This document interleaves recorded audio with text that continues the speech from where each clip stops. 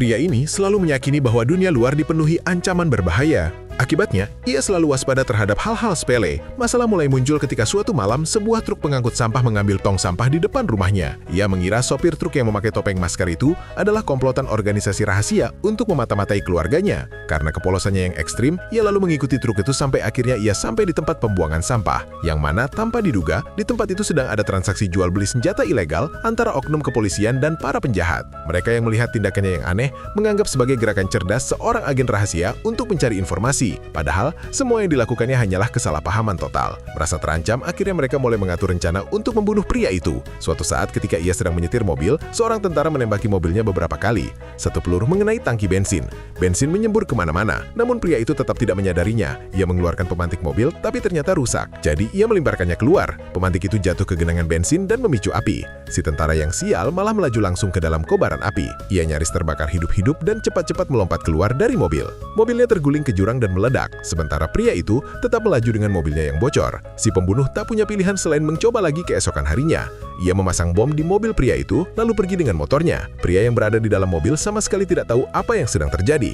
Bom mulai menghitung mundur. Tiba-tiba seekor lebah masuk ke dalam mobil. Pria itu terus melambaikan tangannya untuk mengusir lebah tersebut. Seiring waktu terus berjalan, ia semakin kesal. Ia membelok tajam dan berhenti di pinggir jalan. Waktu tersisa hanya 14 detik. Pria itu masih sibuk melawan lebah. Kemudian lebah itu mendarat di dashboard. Pria itu melepas sepatunya, siap untuk menghantam lebah tersebut. Namun tiba-tiba,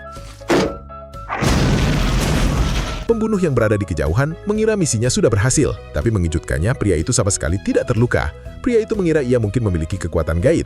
Si pembunuh tidak percaya betapa sulitnya misi ini. Akhirnya si bos memutuskan untuk menyewa pembunuh bayaran. Tak lama kemudian pria itu sampai di sebuah pom bensin. Pembunuh bayaran itu telah mengikutinya. Ia mengeluarkan belati dan menunjukkan tanda-tanda di lengannya. Bukti dari para korban yang telah ia bunuh. Ia berkata bahwa pekerjaan ini sangat mudah baginya. Di ujung pom, pria itu sedang menggunakan pistol air untuk mencuci rambutnya. Ia tidak menyadari si pembunuh diam-diam mendekat dengan kain bius. Namun tepat saat si pembunuh bergerak maju, kain itu malah terbang masuk ke mulutnya sendiri, kemudian jatuh terjungkal ke dalam ban.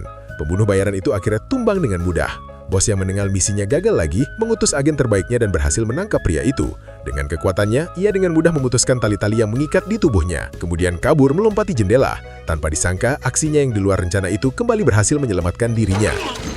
Bos yang tidak menyerah, kali ini memutuskan untuk bertindak sendiri.